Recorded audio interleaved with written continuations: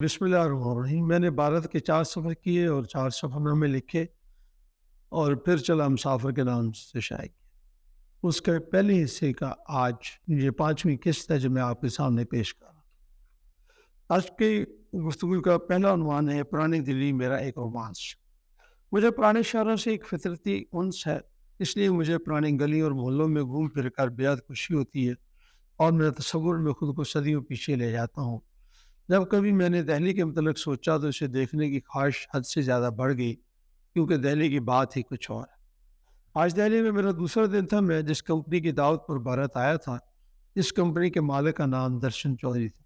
ان کا دفتر پرانی دلی میں تھا۔ آج ہمارا پروگرام ان کے دفتر جانے کا تھا۔ شرما صاحب مجھے لے کر ان کے پاس چلے گئے۔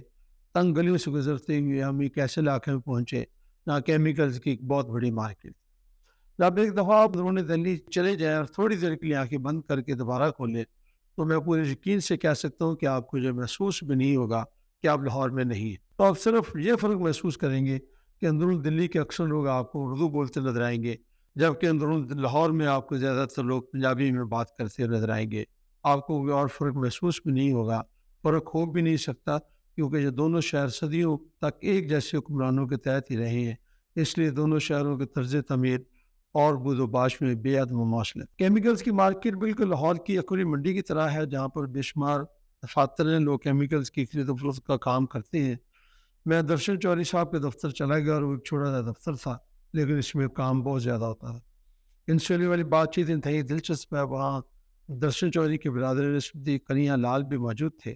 ان سے ہونے والی گفتگو کی چند اہم باتیں میں آپ کے سامنے ضرور رکھنا چاہوں گا۔ آپ کو یاد ہوگا کہ 1984 میں اندرا گاندھی کو قتل کیا گیا، تو اس کے بعد دہلی میں کئی ہزار بے گناہ سکھوں کا قتل بھی کیا گیا۔ یہ ایک بہت ہی اندوناک واقعہ ہے جسے بلانا خاص طور پر سکھوں کے لیے تو ممکن نہیں ہے۔ ادھر پنجاب میں رہنے والے ہندو بھی اچھی خاصی مشکل کا شکار ہوئے۔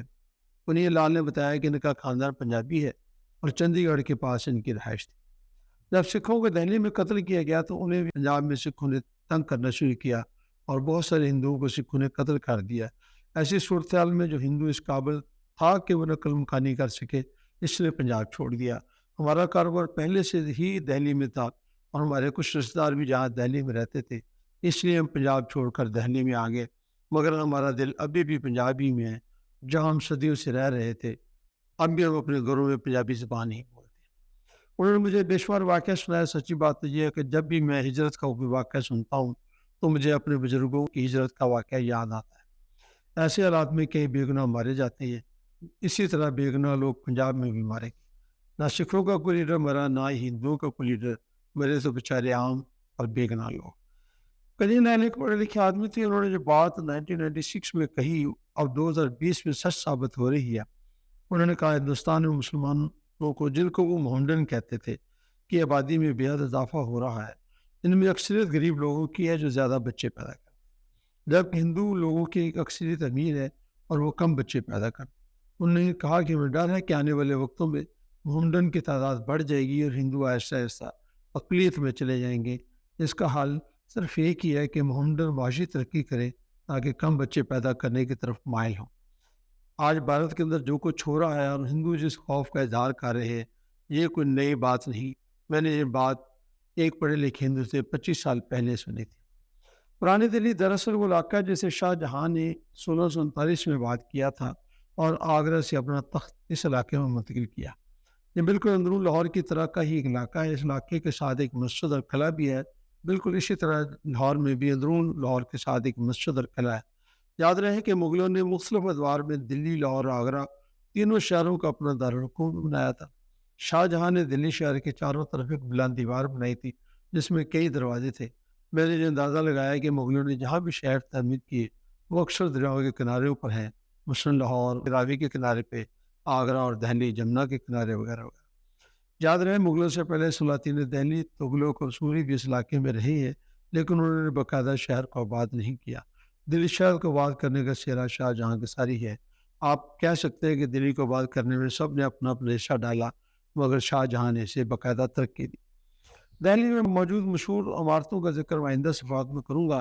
فی الحال اتنا ہی بتانا مقصود ہے کہ مغل نے آخری وقت تک دہلی کو اپنا دارالحکومت بنایا اور بعد ازاں جب انگریزوں نے اس علاقے کو فتح کیا تو انہوں نے 1911 میں پرانی دلی کے ساتھ نیا شہر آباد کر کے اپنے تمام دفاتر اس نئے علاقہ میں منتقل کر دیے۔ شرما صاحب کے پاس میں دوپہر تک رہا، بعد میں نے ان سے کہا میں اندرون دلی کچھ جگہ دیکھنا چاہتا ہوں۔ انہوں نے کہا آپ شام 6 بجے سے پہلے واپس آ جائیں تاکہ ہم آپ کو ہوٹل چھوڑ دیں۔ اس دوران میں نے جو دیکھا اس کا حوال پیش خدمت جامع مسجد دہلی۔ جب میں نے پہلی مرتبہ جامع مسجد کو دیکھا تو مجھے یوں لگا جیسے میں لاہور کی بادشاہ مسجد دیکھ رہا ہوں۔ دونوں مساجد میں بہت زیادہ مواصلت پائی جاتی ہے۔ یہ مواصلت اس وجہ سے بھی ہے کہ دونوں کی بنانے والے مغل بادشاہ تھے، یعنی شاہ جہاں اور عالمگیر۔ ظہر کی نماز کے وقت مسجد کے شمال مشرقی کونے میں بے شمار کبوتر تھے، لوگ انہیں دانہ ڈال رہے تھے۔ ایک اور بات جو میں نے محسوس کی وہ یہ کہ مجھے یوں لگا جیسے میں کراچی کی کسی بڑی مسجد میں ہوں جہاں اکثریت کا لباس سفید قمیض پاجامہ اور زبان بھی ان جیسی ہی تھی۔ یہ مسجد جس کا اصل نام مسجد جہاں نما ہے لیکن اب اسے جامع مسجد دہلی کہا جاتا ہے۔ اس مسجد کو شاہ جہاں نے 1656 میں تعمیر کروایا تھا۔ اس مسجد کو بنانے کے لیے 5000 لوگوں نے 5 سال تک کام کیا۔ شاہ جہاں نے بخارا سے سید عبدالغفور شاہ بخاری صاحب کو بلا کر اس مسجد کا افتتاح کروایا تھا۔ اس مسجد کے 2 بڑے مینار ہیں جن کی بلندی تقریباً 130 فٹ ہے، اور اس کے علاوہ اس مسجد کی 3 گنبد بھی ہیں۔ مسجد میں 25,000 لوگ بیک وقت نماز پڑھ سکتے ہیں۔ 1857 کی جنگ آزادی کے بعد جہاں مسلمان پر برا وقت آیا وہ مسجد کے حالات بھی خراب ہوئے۔ انگریزوں نے اس کے متعلق بہت عجیب و غریب فیصلہ کیا، وہ اسے گرانا چاہتے ہیں۔ ان کا خیال تھا کہ بغاوت کرنے والے لوگوں کا مرکز اس مسجد میں واقع ہے، لیکن بعد میں انہوں نے اپنا فیصلہ بدل لیا اور یوں مسجد کو کوئی نقصان نہیں پہنچا۔ یہ اللہ کا گھر تھا، اس سے کون نقصان پہنچا سکتا ہے؟ یہ میرا ایمان ہے۔ اگر آپ کو دہلی جانے کا موقع ملے تو اس مسجد میں نماز کے لیے ضرور جائیں۔ مجھے پورا یقین ہے کہ آپ کو بہت لطف آئے گا۔ ایک اونچی جگہ مسجد اور اس کے چاروں طرف رونق بازار، ایک ناقابل فراموش منظر آپ کو مطمئن یاد رہے گا۔ نماز کے وقت بہت ہی خوبصورت اذان دی جاتی ہے اور لوگ جوک در جوک نماز کے لیے آتے ہیں۔ یہ منظر بہت ہی خوبصورت لگتا ہے۔ لاہور کی بادشاہ مسجد پرانے لاہور شہر سے ایک طرف ہونے کی وجہ سے عام نمازوں میں اتنا رش نہیں ہوتا جتنا جامع مسجد دہلی میں ہوتا ہے۔ اس کی بنیادی وجہ اس مسجد کا شہر کے اندر ہونا ہے۔ اللہ رب العزت اس مسجد کے بنانے والوں کو اس کا بہترین اجر عطا فرمائے۔ دہلی کے 8 دروازے۔ پرانی دلی کے مشرق میں دریائے جمنا بہتا ہے۔ لال قلعہ شہر اور دریا کے درمیان ہے، اس لیے شہر کی طرف جانے والے 8 دروازے شمال مغرب جنوب کی طرف ہے۔ میں شمال میں واقع کشمیری گیٹ سے شہر میں داخل ہوا تھا۔ ان دروازوں کی صورتحال بالکل لاہور کے دروازوں جیسی ہے، یوں لگتا ہے جیسے ماضی میں سارا شہر 4 دیواری کے اندر تھا۔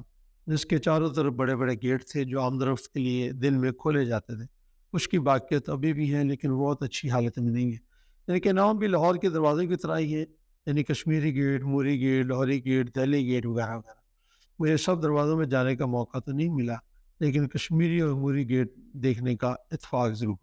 لاہور کے موری گیٹ میں سائیکل رکشہ نہیں ہے، جبکہ اس وقت دلی میں سائیکل رکشہ عام تھا اور اسے چلانے والے اکثر لوگ مسلمان تھے۔ مجھے سوائے اس کے کوئی اور فرق محسوس نہ ہو۔ ایک نوجوان رکشہ ڈرائیور سے میں نے بات کرنے کی کوشش کی، لیکن اس نے صرف اتنا کہا کہ صاحب ہمارا یہی مقدر ہے جو لکھنے والے نے لکھ دیا ہے۔ میں نے اس سے کہا آپ اسے بدل سکتے ہیں اگر آپ کوشش کریں۔ اس نے جواب میں کہا کہنا آسان ہے لیکن کرنا بہت مشکل ہے۔ یہ کہہ کر اس نے اپنی شکل آگے بڑھا دی اور میں ایسے بادشاہوں کے بنائی ہوئی قلعوں کی طرف چل پڑا جنہوں نے عمارات کو تعلیم و تربیت کو ترجیح دی، اور آج پھر انہی کو سلام کرنے جا رہا ہوں۔ کہتے ہیں کہ اب دلی میں یہ سائیکل رکشہ ختم کر دیا گیا ہے۔ پاکستان میں بھی اکثر جگہوں پر سائیکل رکشہ ختم کر دیا گیا ہے، لیکن گزشتہ سال ڈیرہ اسماعیل خان میں مجھے سائیکل رکشہ دیکھنے کا اتفاق ہوا۔ اللہ کرے یہ بھی جلد ختم ہو جائے اور لوگوں کی مشقت میں کمی واقع ہو۔